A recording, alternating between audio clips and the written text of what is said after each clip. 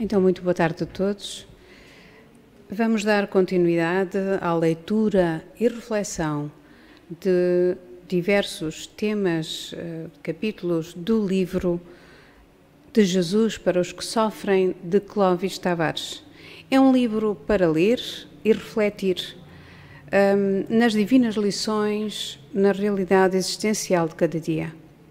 É uma obra a se traduzir em bálsamo para as lutas do mundo. Clóvis Tavares, escritor e orador espírita, ele escreveu uma carta a Dionísio. É o tema de hoje, o tema 12º deste livro. E, normalmente, ele apresenta sempre, normalmente, eu dizia normalmente, mas neste livro ele apresenta sempre o Evangelho de Mateus e é por aí que ele começa a dissertar. Evangelho de Mateus, capítulo 11, versículos 28 e 29. Vinde a mim, todos os que estáis cansados e oprimidos, e eu vos aliviarei. Tomai sobre vós o meu jugo e aprendei de mim, que sou manso e humilde de coração, e encontrareis descanso para as vossas almas, porque o meu jugo é suave e o meu fardo é leve, diz-nos Jesus. O nosso guia, o Evangelho segundo o Espiritismo, que contém as máximas morais de Cristo e tem também depois as explicações dos Espíritos. E nós procuramos, porque por vezes lemos e estamos habituados a ouvir, porque o meu jugo é suave e o meu fardo é leve. O que é que nos dizem os Espíritos? No capítulo 6º, o Cristo Consolador, o ponto 2. Todos os sofrimentos, misérias, decepções, dores físicas, perda de entes queridos, encontram sua consolação na fé no futuro, na confiança, na justiça de Deus, que o Cristo veio ensinar aos homens.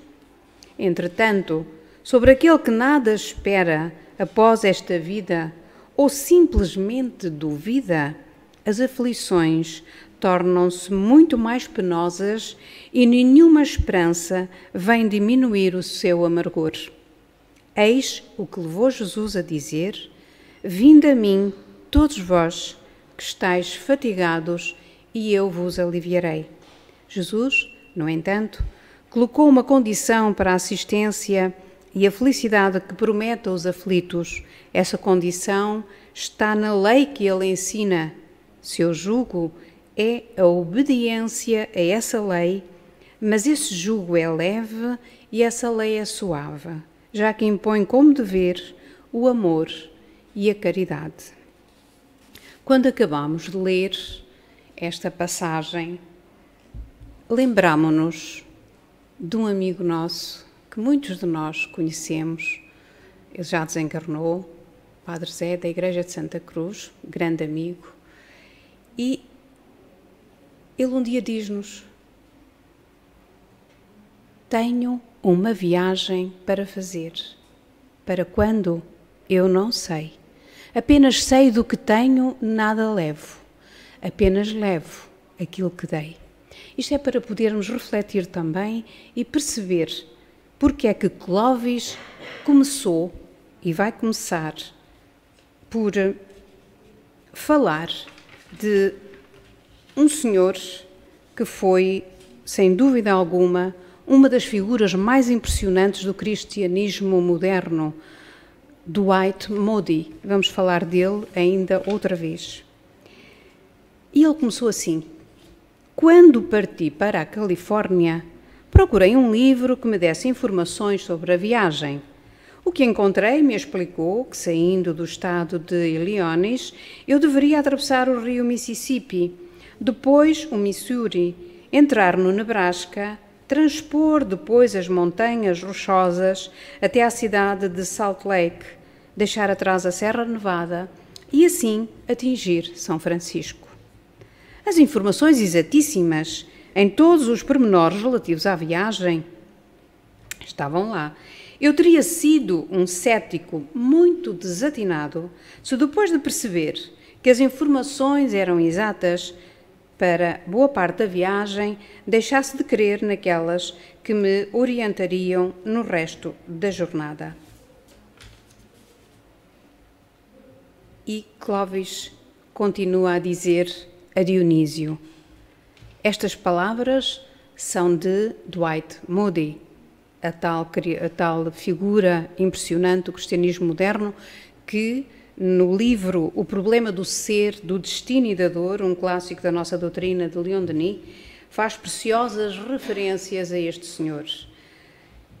E continua Clovis: respigueias, meu caro Dionísio, numa revista cristã.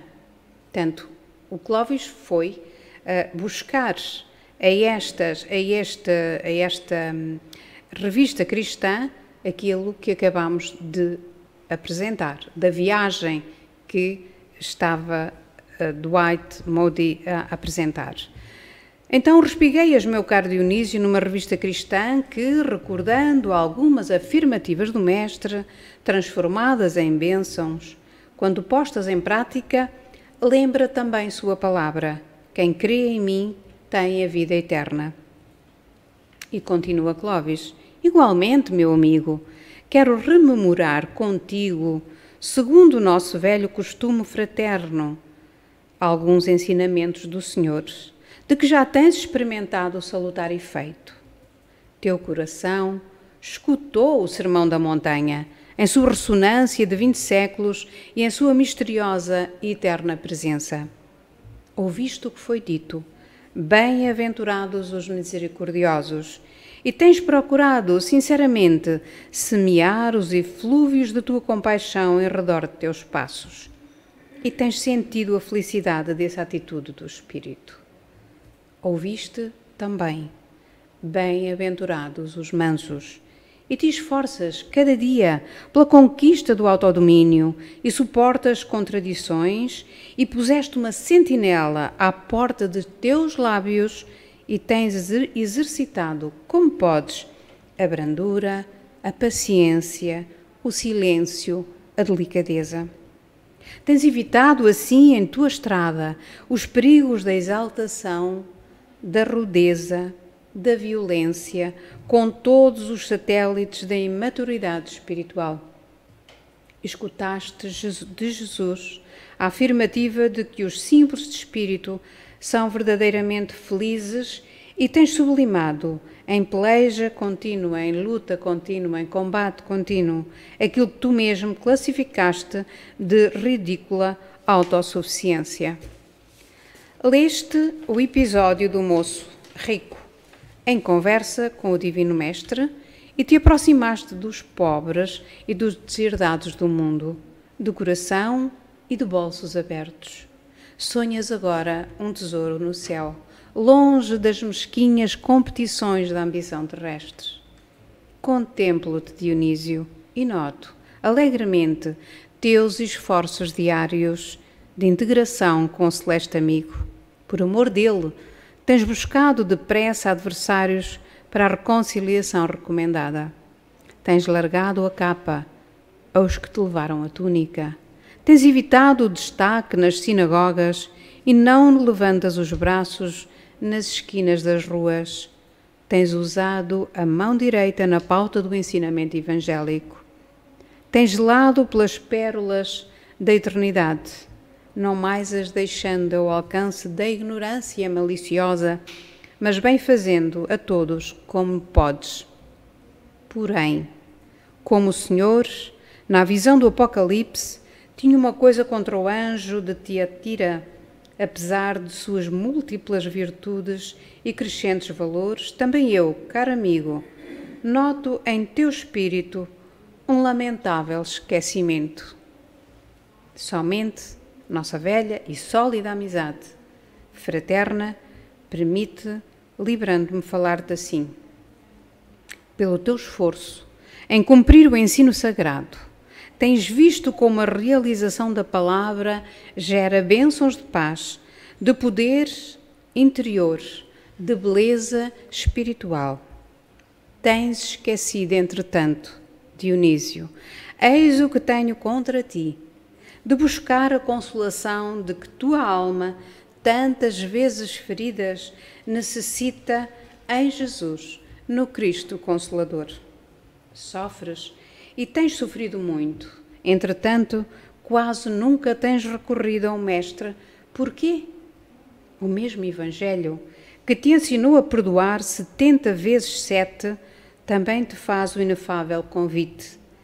Vinde a mim, todos vós que estáis cansados, e eu vos aliviarei, e encontrareis descanso para as vossas almas. Recorda, Dionísio, as observações de Moody. Se tens atravessado Mississippis de dificuldades e subido rochosas de deveres, por amor ao Mestre, e já verificaste a exatidão do roteiro divino, não ponhas em dúvida, caro amigo, as outras informações do livro da Grande Viagem. Aproxima-te do Senhor da Compaixão, Ele enxugar-te-á as lágrimas, fortalecerá seu coração, aliviará as dores do teu espírito. Não duvides, Dionísio, arremessa-te aos divinos braços. Qual de nós já consegue fazer o que faz Dionísio? Ou o que fez, o que fazia Dionísio? Tão difícil. O Sermão da Montanha, com as bem-aventuranças, se nós seguirmos exatamente esta vida do Dionísio, com o conhecimento que já vamos adquirindo nesta casa, nesta doutrina dos Espíritos que nos explica porque estamos aqui, porque sofremos, nós temos a nossa caminhada em condições de podermos evoluir espiritualmente. Arremessa-te aos divinos braços. Nós, ou muitos de nós que sofremos, temos que perceber que muitas vezes a dor vem para nos alertar, porque a dor é nossa amiga, parece um contrassenso, mas é para nos acordar de que estamos aqui também nós de passagem. E essa viagem que vamos fazer, nós trazemos do passado uma bagagem escura e sombria, e nós temos que nos libertar dessa bagagem cumprindo as bem-aventuranças, porque vamos mais leves para o outro lado da vida. Como dizia no início, nós conseguiremos acalmar nossos corações, sendo mais caridosos e percebendo que o amor cura e o amor liberta.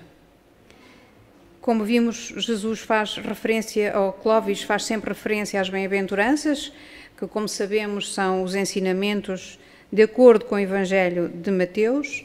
E agora, se percebermos porque é que Clóvis deu início fazendo esta descrição tão pormenorizada da viagem, ele foi procurar esse livro para a viagem.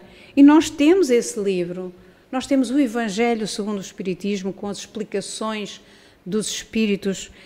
E, como ele dizia também, eu teria sido um cético muito desatinado, depois de perceber que as informações eram exatas para boa parte da viagem.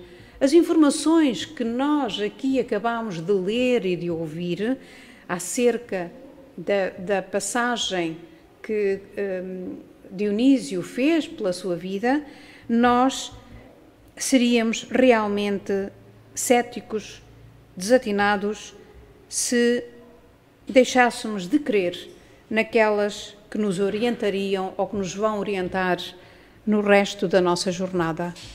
Que seja uma jornada de evolução espiritual e que Jesus nos possa dar sempre sua mão e a sua luz iluminar o nosso caminho. Que Jesus fique conosco, agora e sempre, que assim seja.